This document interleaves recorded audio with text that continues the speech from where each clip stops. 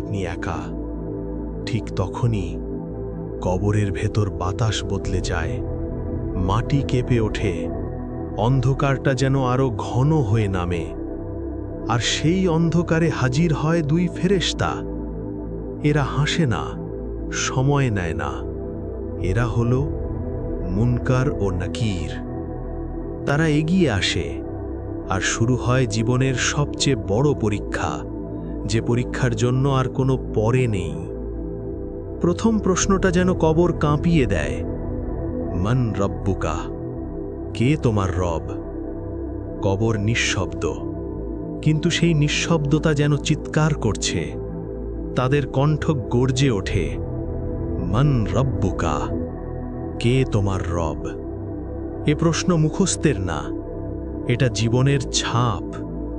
যাকে আপনি সত্যিই রব মেনেছিলেন, সেই বের হবে আপনার জবাব থেকে। মুমিন হলে আল্লাহ আপনাকে স্থির রাখেন। আপনি বলবেন, রব্বি আল্লাহ, আমার রব আল্লাহ।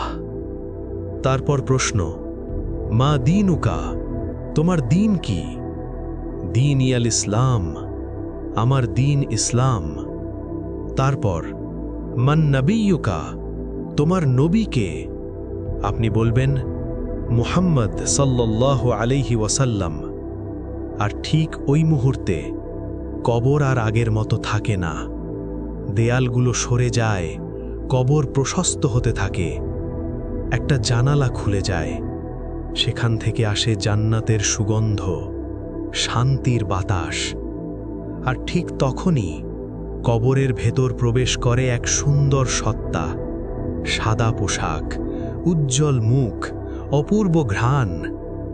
আপনি কাঁপা গলায় জিজ্ঞেস করবেন, আপনি কে?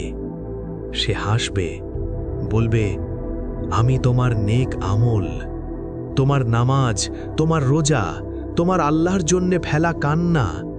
আমি কিয়ামত পর্যন্ত তোমার সাথে থাকব। এখন আপনি একা নন। কবর বদলে যায় বারজাখের এক বাগানে। আর যে উত্তর দিতে পারে না, চিত্রটা ভয়ঙ্কর। সে শুরু করবে, হায় হায়, আমি জানি না, আমি জানি না। মুনকার নাকির বলবে, আমরা জানতাম তুমি এটাই বলবে।